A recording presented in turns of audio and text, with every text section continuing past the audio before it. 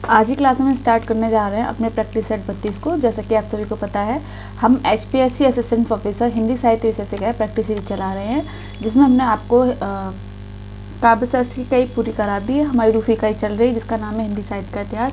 इसमें हमने आपको हिंदी साहित्य का जो काल विभाजन है विभिन्न विद्वानों द्वारा, उस विषय में भी आपको प्रश्न कराए हैं। साथ ही हिंदी साहित्य लेखन की इतिहास ग्रंथ की जो परंपरा है, उस संबंध में जो महत्वपूर्ण कवियों ने जो ग्रंथ लिखे हैं, उस संबंध में भी क्या आपको वीडियो प्रोवाइड कराई है। इसके साथ ही आदिकाल, भक्तिकाल, रीतिकाल, आधुनिक काल के संबंध में भी क्या है हमने आपको प्रश्न दिए हैं। अब जो हमारा एक तरह से कह लें काल चल रहा है, आधुनिक काल का जो युग चल रहा है, वो क्या है? प्रगतिवाद। प्रगतिवाद, ठीक है। तो प्रगतिवाद के संबंध में क्या है आज की वीडियो में क्या है हम चर्चा करेंगे।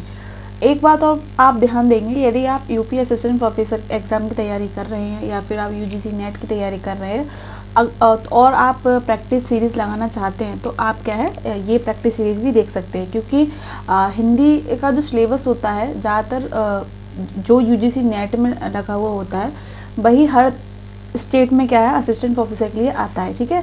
तो आपकी 5 यूनिट कहीं नहीं गई हैं, और जो 5 यूनिट हैं ये आपके HPSC असिस्टेंट प्रोफेसर में लगी हुई हैं, ठीक है।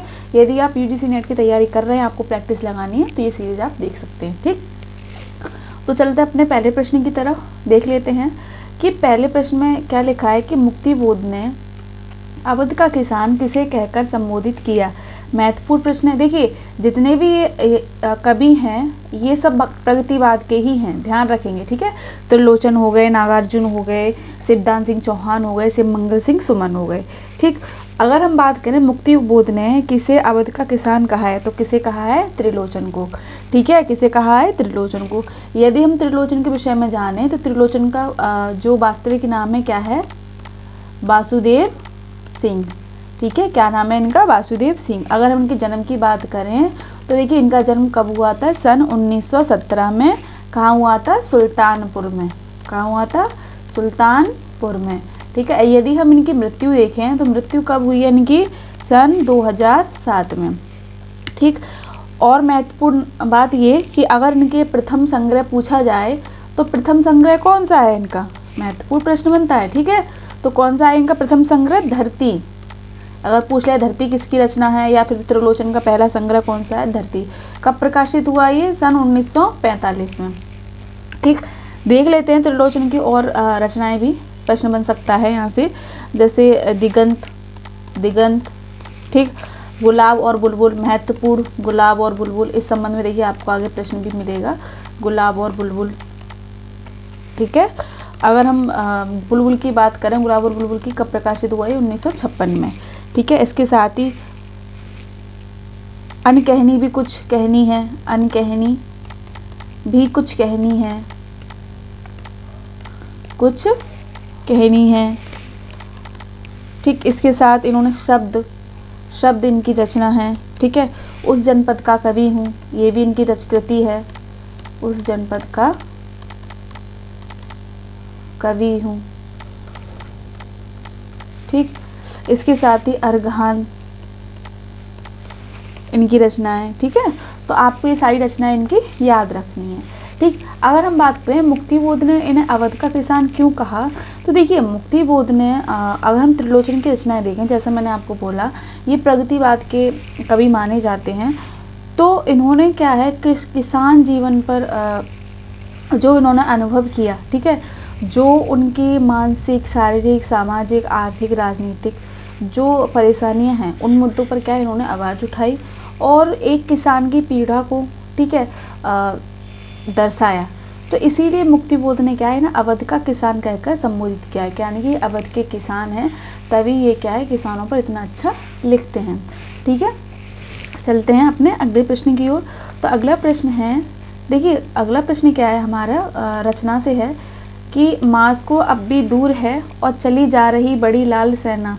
ये कविता किस कवि की? यानी कि इन चीज़ को मास्को अभी दूर है, चली जा रही बड़ी लाल सेना, ये जो शीर्षक से कविताएं किसने लिखी, ठीक है। जैसे मैंने बोला आपको प्रगतिवाद के संबंध में ही प्रश्न करा रहे हैं, तो आपको जो भी प्रश्न मिलेंगे प्रगतिवादी कवि पर ही आधारित मिलेंगे, ठीक है। तो ये रचना किसकी है? शिवदान सिंह चौहान की। ठीक, चलते हैं अपने अगले प्रश्न की ओर। तो अगला प्रश्न है कि नागार्जुन की खड़ी बोली में प्रकाशित पहली रचना, महत्वपूर्ण, नागार्जुन की खड़ी बोली में प्रकाशित पहली रचना कौन सी है? ऑप्शन है युगधारा, सतरंगी पंखों वाली, राम के प्रति, भस्मांकुर। देखिए ये सारी रचनाएं किसकी हैं? नागार्जुन की। अब इसमें हमें क्या पहचानना है कि खड़ी बोली में प्रकाशित कौन सी रचना है। तो सबसे पहले हम नागार्जुन के विषय में जाने। तो नागार्जुन का जो नाम था, असली नाम क्या था इनका? वैद्यनाथ मिश्र। ठीक है, वैद्यनाथ मिश्र। ठीक है, इसके साथ अगर हम इनका जन्म देखें तो इनका जन्म कब हुआ? सन 1911 में। कहाँ हुआ? दरभंगा यानी कि बिहार में। ठीक है, अगर हम मृत्यु की बात करें तो इनकी मृत्यु कब हुई? सन 1998 में। ठीक, देखिए इनके और भी उपनाम हैं, जैसे नागार्जुन तो है, इनका एक और उपनाम है, वो क्या है? यात्री। यात्री नाम से क्या है? इन्होंने मैथिली भाषा में रचनाएं लिखी और संस्कृत। ठीक है, अगर हम बात करें कि नागार्जुन की खड़ी बोली में प्रकाशित पहली रचना है, तो इनकी पहली रचना कौन सी है? राम के प्रति। ध्यान रखेंगे, महत्वपूर्ण प्रश्न है ये। ठीक है, राम के प्रति। अब ये भी देख लें कि ये कब प्रकाशन में आई या फिर कब प्रकाशित हुई? सन 1935 में। कहाँ प्रकाशित हुई? तो लाहौर से निकलने वाली, महत्वपूर्ण प्रश्न, लाहौर से निकलने वाली विश्वबंधु पत्रिका में। विश्वबंधु पत्रिका में क्या है? ये प्रकाशित हुई। ध्यान रखेंगे। ठीक है, खड़ी बोली में इनकी ये पहली कविता मानी जाती है और ये कहाँ से प्रकाशित हुई? लाहौर से निकलने वाली विश्वबंधु पत्रिका में सन 1935 में। ठीक, तो आपको यहाँ पर ये चीज़ें क्लियर हुई। चलते हैं अपने अगले प्रश्न की ओर। अगला प्रश्न है कि नागार्जुन साहित्य का मैनिफेस्टो किस कविता को कहा? यानी कि नागार्जुन ने अपनी किस कविता को अपने साहित्य का मैनिफेस्टो कहा? तो जैसे कि मैंने बोला, ये इनकी सारी रचनाएं नागार्जुन की, जैसे राम के प्रति प्रतिहिंसा ही स्थायी भाव है, हरिजन गाथा, पाषाणी। ठीक है, अब इन्होंने नागार्जुन ने अपनी किस रचना को मैनिफेस्टो कहा, यानी कि घोषणा पत्र कहा? किसे कहा? प्रतिहिंसा ही स्थायी भाव है, महत्वपूर्ण, प्रतिहिंसा ही स्थायी भाव है। ठीक है, इनकी देखिए और भी रचनाएं हैं, जैसे राम के प्रति हो गई, हरिजन गाथा हो गई, पाषाणी हो गई, युगधारा मैंने आपको आगे कराई थी, सतरंगी पंखों वाली, प्यासी पथराई आंखें। ठीक है, जो नहीं बताई हैं वो लिख देते हैं, प्यासी पथराई आंखें। ठीक है, इसके साथ तुमने कहा था, हजार हजार बाहों वाली, हजार हजार बाहों वाली। ठीक है, पुरानी जूतियों का कोरस, पुरानी जूतियों का कोरस। ठीक है, तो ये किसकी रचनाएं हैं? आपके नागार्जुन की। ठीक है, चलते अपने अगले प्रश्न की ओर। तो अगला प्रश्न है कि बच्चन सिंह ने किस कवि की कविताओं को नुक्कड़ कविताओं की संज्ञा दी है? ठीक है, तो किसकी दी है इन्होंने? नागार्जुन की। जैसा कि मैंने आपको बोला कि नागार्जुन प्रगतिवाद के राइटर हैं। ठीक है, इन्होंने जो सर्वहारा वर्ग है, जो निम्न वर्ग है, या किसान वर्ग है, या फिर कह लें जो दबा पिछड़ा वर्ग है, तो उनके संबंध में इन्होंने रचनाएं प्रस्तुत की और उन्हें जागरूक करने का प्रयास किया। ठीक है, तो जैसा कि नुक्कड़ नाटक होते हैं, तो नुक्कड़ नाटक क्या होते हैं? जैसे कोई हमें जागरूकता फैलानी होती है तो किसी गांव के नुक्कड़ पे क्या है या बीचों बीच में क्या है, एक नाटक के थ्रू हम उस चीज़ के बारे में जानकारी देते हैं। जैसे दहेज प्रथा जैसे आप लोगों ने सुनी है, चल भी रही है, तो या फिर ये कह लें भ्रूण हत्या, है ना, कन्या भ्रूण हत्या। तो कन्या भ्रूण हत्या को रोकने के लिए सरकार ने कई नीतियाँ निकाली और साथ ही जो विश्वविद्यालय के जो स्टूडेंट थे उन्होंने भी क्या है कन्याओं को बचाने के लिए क्या नाटक के माध्यम से, यानी नुक्कड़ नाटक किया करते थे, जागरूकता फैलाते थे कि ये चीज़ें सही नहीं है, कैसे विसंगतियां हैं, है ना, ये सारी चीज़ें। ठीक उसी प्रकार नागार्जुन की जो रचना है वो नुक्कड़ नाटक का काम करती हैं, या फिर नुक्कड़ कविता की संज्ञा इन्होंने दे दी। किसने दे दी? बच्चन सिंह ने। ध्यान रखेंगे, अगर प्रश्न ये भी आ जाए कि नागार्जुन की कविताओं को नुक्कड़ नाटक की संज्ञा किसने दी है, तो किसने दी है? बच्चन सिंह ने। याद रखेंगे, ठीक है। चलते हैं अपने अगले प्रश्न की ओर। तो अगला प्रश्न देख लें कि गुलाब और बुलबुल किसकी कृति है। महत्वपूर्ण, जैसे मैंने आपको कराया था, गुलाब और बुलबुल किसकी कृति है, त्रिलोचन की। ठीक है, ध्यान रखेंगे। चलते हैं अपने अगले प्रश्न की ओर। तो अगला प्रश्न है कि हिंदी में सोनेट लिखने के लिए कौन से कवि प्रसिद्ध है, यानी कि किन्होंने सोनेट लिखने की प्रथा को स्टार्ट किया हिंदी में। तो किसने किया है, त्रिलोचन ने। ठीक, चलते हैं अपने अगले प्रश्न की ओर। अगला प्रश्न देख लें। अगला प्रश्न देखिए पंक्ति से है, तो ये पंक्ति किसने कही है वो हमें बतानी है। जैसे क्या लिखा है कि बाप बेटा बेचता है भूख से बेहाल होकर, धर्म धीरज प्राण खोकर। देखिए सीधी बात, जैसा मैंने बोला कि साहित्य समाज का आईना होता है। ठीक है, तो उस समय भारत की क्या स्थिति, जब ब्रिटिश सरकार का शासन था और हर तरफ भुखमरी कुपोषण, ठीक है, तो बहुत सारी होती हैं। जब इंसान भूखा होता है तो उसे कुछ चीज़ नहीं दिखती, सिर्फ उसे अपना पेट भरना होता है। उसके लिए रिश्ते, धर्म, सब चीज़ व्यर्थ मालूम पड़ती है। ठीक है, तो यहाँ पर क्या है, भारत की उस स्थिति का वर्णन किया गया। और देखिए अगर वर्तमान समय में भी देखें तो ऐसे कई परिवार हैं जो भूखे रहते हैं। ठीक है, उन्हें 2 वक्त का खाना नसीब नहीं होता है। ठीक है, यदि वो श्रम भी करते हैं तो उन्हें उतना मूल्य नहीं मिल पाता, या फिर ये कह लें कि कुछ लोग दबंग होते हैं उनके एरिए के, तो अगर वो काम करके भी रुपए पा रहे हैं तो उन्हें छीन लेते हैं। ये काफ़ी विसंगतियाँ आप अपने आसपास देखते भी होंगे। ठीक है, तो कनेक्ट करेंगे। केदारनाथ अग्रवाल ने तो उस समय की पृष्ठभूमि पर लिखा, लेकिन कहीं ना कहीं ये पृष्ठभूमि आज भी देखने को मिलती है, क्योंकि आज भी कुछ क्षेत्रों में क्या भुखमरी है ना। तो ये पंक्ति किसकी है, केदारनाथ अग्रवाल की। चलते अपने अगले प्रश्न की ओर। अगला प्रश्न देख लीजिए, महत्वपूर्ण पंक्ति है। देखिए ये पंक्ति आपके यूजीसी नेट के एग्जाम या फिर कह लें किसी भी स्टेट के असिस्टेंट प्रोफेसर के एग्जाम में आप देख सकते हैं कि ये पंक्ति आपने पढ़ी ही होगी। कई दिनों तक चूल्हा रोया चक्की रही उदास, कई दिनों तक कानी कुतिया सोई उसके पास। देखिए कितनी मार्मिक चित्रण किया गया है। जैसे मैंने बोला ब्रिटिश सरकार का शासन था तो अत्याचार हो रहे थे, जबरदस्ती काम कराया जा रहा था, फैक्ट्री मिल में भेजा जा रहा था, है ना, और उन्हें खाने तक के लिए भी कुछ नहीं दिया जाता था। 24 घंटे सिर्फ काम काम, अगर नहीं करते तो उनके साथ शोषण हुआ करता था, उन्हें मारते थे, पीटते थे। तो जब खाने को ही अनाज ही नहीं होगा, ऐसे ही हम कनेक्ट करेंगे। जो जमींदार वर्ग होता है, साहूकार वर्ग होता है, तो पहले क्या था, किसान क्या करते थे, उनकी खेती करते थे, उनकी खेती पे काम करते थे। ठीक है, पूरा काम वो करें, फसल तैयार वो हो जाए, पर उन्हें कुछ नहीं मिलता था। तो मुट्ठी भर अनाज भी उन्हें प्राप्त नहीं होता था ढंग से। 24 घंटे काम करने के बाद भी उन्हें उनकी मेहनत का फल नहीं मिलता था। ठीक है, तो भुखमरी में उन्हें जीना पड़ता था, क्योंकि जिस तरह की व्यवस्था थी, अगर आवाज़ उठाते तो उन्हें मृत्युदंड दे दिया जाता था। तो उस समय का क्या है, यहाँ पर नागार्जुन ने वर्णन किया है कि कई दिनों तक चूल्हा रोया चक्की रही उदास, यानी कि भुखमरी में क्या होता, कई दिनों तक चूल्हा रोआ, यानी कि चूल्हे पे कोई पकवान नहीं बना। क्यों नहीं बना, जब अनाज ही नहीं तो पकवान कैसे बन जाएगा। तो उस समय कैसी जो मनुष्य थे उनकी स्थिति क्या है, जानवर से भी बदतर थी। यहाँ तभी तो देखिए इन्होंने यहाँ पर मनुष्य की तुलना किससे कर दी है, एक जानवर से, है ना। तो यहाँ पर ये मार्मिक दृश्य को दिखाती है। तो ये किसकी पंक्ति है, नागार्जुन की। ठीक, चलते हैं अपने अगले प्रश्न की ओर। अगला प्रश्न देखें। अगला प्रश्न भी पंक्ति से है कि अमल धवलगिरी शिखरों पर बादलों को घिरते देगा। महत्वपूर्ण की बादलों को घिरते देगा किसकी रचना है। ठीक है, तो किसकी है ये, नागार्जुन की।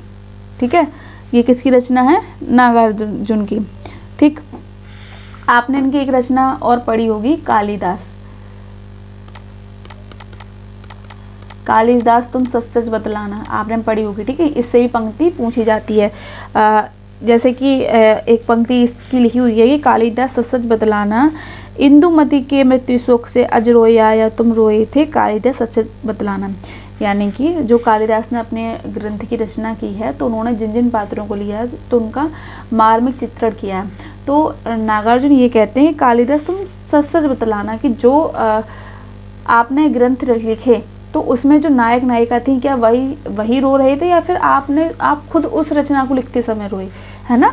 तो ये इसकी पंक्ति है, आप इस पंक्ति को भी ध्यान रखेंगे। ठीक है, चलते अपने अगले प्रश्न की ओर। अगला प्रश्न है कि किस कवि में राष्ट्रीय सांस्कृतिक चेतना और प्रगतिवादी चेतना दोनों के गुण देखने को मिलते हैं। देखिए अब यहाँ पर देखिए ऐसा कौन सा कवि है जिसमें राष्ट्रीय सांस्कृतिक चेतना, जिसने राष्ट्र के ऊपर लिखा है, संस्कृति के ऊपर लिखा है। ठीक है, और दूसरी तरफ क्या है, जिसकी सोच प्रगतिवादी है, जिसने श्रमिक वर्ग, निम्न वर्ग, ठीक है, और सर्वहारा वर्ग के विषय में लिखा है। तो ऑप्शन है आपके रामधारी सिंह दिनकर, नागार्जुन, निराला, त्रिलोचन। तो कौन है वो? रामधारी सिंह दिनकर। ठीक है, चलते हैं अपने अगले प्रश्न की ओर। अगला प्रश्न देखें कि उर्वशी कैसा काव्य है। जैसा कि आप सभी को पता है कि उर्वशी किसकी रचना है? किसकी रचना है उर्वशी? दिनकर की। ठीक है, और ये कब लिखी गई थी? सन 1961 में। और इन्हें देखिए इसी रचना पे क्या है? ज्ञानपीठ पुरस्कार प्राप्त हुआ। कब हुआ? 1972 में क्या है इन्हें? भारतीय ज्ञानपीठ पुरस्कार, याद रखेंगे, भारतीय ज्ञानपीठ पुरस्कार प्राप्त हुआ था। ठीक है, अब यहाँ पर क्या प्रश्न पूछा जा रहा है कि उर्वशी कैसा काव्य है? क्या उर्वशी खंड काव्य है, क्या महाकाव्य है, या फिर प्रबंध काव्य है, गीति नाट्य है? तो ये कैसा काव्य है? गीति नाट्य। देखिए एक प्रश्न ऐसे भी बन सकता है कि उर्वशी का प्रतिपाद, यानी कि जो उर्वशी किस, जो ग्रंथ की रचना है किस आधार पर की? तो ऋग्वेद, ध्यान रखेंगे। हालांकि इन्होंने एक दो उपनिषद का भी प्रयोग किया रामधारी सिंह दिनकर ने, लेकिन जो मूल कथा है एक तरह से कहे तो प्रतिपाद क्या है? ऋग्वेद। प्रतिपाद क्या है? ऋग्वेद, ध्यान रखेंगे। ठीक है, इसमें पुरुरवा और उर्वशी की प्रेम कहानी है। देखिए कैसे रामधारी सिंह दिनकर ने पुरुरवा और उर्वशी की प्रेम कहानी को अध्यात्म में जोड़ दिया है ना। तो ये इनकी कहानी की, या फिर कहें इनकी गीति नाट्य की विशेषता है कि इन्होंने ऋग्वेद की कोई कथा को वहाँ से उठाया है, वहाँ के कोई पात्र उठाए हैं और उन पर ही क्या इन्होंने रचना लिख दी, और इसमें पुरुरवा उर्वशी के प्रेम को अध्यात्म से जोड़ दिया, आध्यात्मिकता से जोड़ दिया, है ना। तो आध्यात्मिकता से अब कैसे तात्पर्य है? देखिए शुरू में तो ये आपको श्रृंगारिक रचना ही लगेगी, पर जैसे जैसे ये अपने अंतिम चरण पर जाएगी तो ये इसका जो मोह है वो आध्यात्मिक को चलता जाएगा। ठीक है, ध्यान रखेंगे इस चीज़ को। चलते अपने अगले प्रश्न की ओर। अगला प्रश्न है कि समय सूर्य या फिर अधैर्य का कवि किसे कहा जाता है? यानी किस कवि को समय सूर्य या अधैर्य का कवि कहा जाता है? तो किसे कहा जाता है? दिनकर को। ठीक है, तो देखिए रामधारी दिनकर की और भी रचनाएं हैं, जैसे कुरुक्षेत्र है, आपने इनकी रचनाएं पढ़ी होंगी, जैसे कुरुक्षेत्र हो गई, रसवंती हो गई, हरि नाम के पत्ते हो गए। ठीक है, हारे के हरि नाम, है ना, लिख देते हैं एक बार, ध्यान रहेगा आपको, जैसे रेणुका, ठीक, हुंकार, रसवंती, हारे के हरि नाम, परशुराम की प्रतीक्षा, परशुराम की प्रतीक्षा, रश्मि रथी। महत्वपूर्ण प्रश्न आ जाए कि रश्मि रथी किसकी रचना है? तो किसकी है? दिनकर की। टाइम पीरियड अगर पूछ ले इनका तो ये कब प्रकाशित हुई? 1952 में। और ये कैसा काव्य है? तो ये है खंड काव्य, याद रखेंगे। ठीक है, रश्मि रथी से भी प्रश्न बनता है। ठीक, यदि हम बात करें कुरुक्षेत्र की, महत्वपूर्ण कुरुक्षेत्र, तो कुरुक्षेत्र कब प्रकाशित हुआ? सर 1946 में। और ये कैसा काव्य है? ये भी महत्वपूर्ण है। तो देखिए कुरुक्षेत्र क्या है? इनका दिनकर का प्रबंध काव्य है। उर्वशी मैंने आपको गीति नाट्य बताया, रश्मि रथी क्या है? खंड काव्य है। ये कब प्रकाशित हुआ? 1952 में। तो आप इस चीज़ को ध्यान रखेंगे। ठीक है, चलते अपने अगले प्रश्न की ओर। तो अगला प्रश्न देखें कि श्वानों को मिलता दूध भात, बच्चे अकुलाते हैं माँ की हड्डी से, ठिठुर चिपक जाड़े की रात बिताते हैं। देखिए यहाँ पर मार्मिक वर्णन किया गया है कि जो झोपड़पट्टी में जो बच्चे रहते हैं या जो निम्न वर्ग के हैं, जिनके पास खाने को कुछ नहीं है, तो यहाँ पर क्या चीज़, देखिए व्यंग भी किया गया है। श्वानों को मिलता, यानी कि कुत्तों को मिलता दूध भात, बच्चे अकुलाते हैं बाकी हड्डी से, ठिठुर चिपक जाड़े की रात बिताते हैं। यानी कि देखिए जो उच्च वर्ग के होते हैं उनमें क्या शौक होता है? कुत्ते पालने का। ठीक है, तो उन्हें तो अच्छे अच्छे खाना मिलते हैं, लेकिन एक मनुष्य को, ठीक है, उसे खाना तक नसीब नहीं होता, यानी कि 2 वक्त की चैन से रोटी भी नहीं मिलती।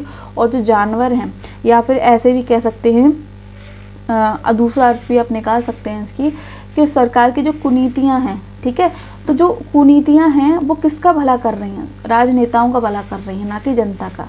और नीतियाँ बनाई ही किसके लिए जाती हैं? जनता का शोषण करने के लिए। ठीक है, तो ये कथन किसने कहा है? यहाँ आपको बताना है किसने कहा? ये दिनकर ने। जैसा कि आप दिनकर के विषय में जानते हैं, मैंने आपको बताया कि अधैर्य के कवि कहे जाते हैं। इनकी रचनाओं में देखिए राष्ट्रीय सांस्कृतिक चेतना का भी वर्णन देखने को मिलता है। संस्कृति की 4 अध्याय इनकी तो रचना है वो, ठीक है। वहीं दूसरी ओर क्या, प्रगतिवाद के लक्षण भी, या फिर कह रहे प्रगतिवादी सोच, मानसिकता इनकी रचनाओं में देखने को मिलती है, ठीक है। तो दिनकर ने बेबाकी से रचनाएं लिखी हैं, चाहे पूंजीवाद पर इन्होंने कटाक्ष की हो या सरकार की कुनीतियों पे की इन्होंने भर्त्सना की हो, तो सब पर क्या है, इन्होंने बेझिझक लिखा है, ठीक है। इसीलिए दिनकर को अधैर्य का एक तरह से कहें कवि माना जाता है, ध्यान रखेंगे, ठीक। चलते हैं अपने अगले प्रश्न की ओर। तो अगला प्रश्न है, किस कवि ने स्वयं को महज डिप्टी राष्ट्रकवि कहा है? महत्वपूर्ण प्रश्न। देखिए राष्ट्रकवि, जैसे मैंने आपको बताया था कि राष्ट्रकवि कौन है? मैथिली शरण गुप्त, बताया था मैंने, मैथिली शरण गुप्त। और ये उपाधि किसने दी थी इन्हें? गांधी जी ने। किसने? गांधी जी ने, ठीक। अगर हम बात करें कि महज डिप्टी राष्ट्र कवि, अब देखिए डिप्टी राष्ट्र कवि ये खुद को किसने बोला? तो किसने बोला है? ये दिनकर ने, ठीक है, ध्यान रखेंगे। चलते अपने अगले प्रश्न की ओर। तो अगला प्रश्न है कि पत्रहीन नग्नगाक्ष काव्य में कितनी कविताएं? पहली बात तो ये कि पत्रहीन नग्नगाक्ष काव्य किसकी रचना है? तो पत्रहीन नग्नगाक्ष किसकी रचना है? नागार्जुन की। किसकी है? नागार्जुन की। और ये किस भाषा में लिखी गई है? महत्वपूर्ण, ये मैथिली भाषा में लिखी गई है, मैथिली भाषा में लिखी गई है। और देखिए इस पर क्या है, इन्हें सन 1968 में साहित्य अकादमी पुरस्कार प्राप्त हुआ, साहित्य अकादमी पुरस्कार प्राप्त हुआ, ध्यान रखेंगे, ठीक है। और प्रश्न क्या है हमारा कि पत्रहीन नग्नगाक्ष में काव्य में कितनी कविताएं हैं? तो कितनी है? 52, ध्यान रखेंगे, कितनी है? 52, ठीक है। तो आज की क्लास में देखिए हमने आपको प्रगतिवाद के संबंध में जो महत्वपूर्ण कवि हैं उस संबंध में महत्वपूर्ण प्रश्न कराए। तो यदि आपको आज की क्लास में कुछ भी समझ में नहीं आया है तो आप कमेंट बॉक्स में बता सकते हैं, ठीक है। यदि आपको हमारी प्रैक्टिस सीरीज से कोई फ़ायदा मिल रहा है तो इस विषय में भी क्या आप लिख सकते हैं, ठीक। तो मिलते हैं आपको अपनी अगली क्लास में अपने 15 क्वेश्चन के साथ। तब तक बने रहें अपने चैनल के साथ। बहुत बहुत धन्यवाद।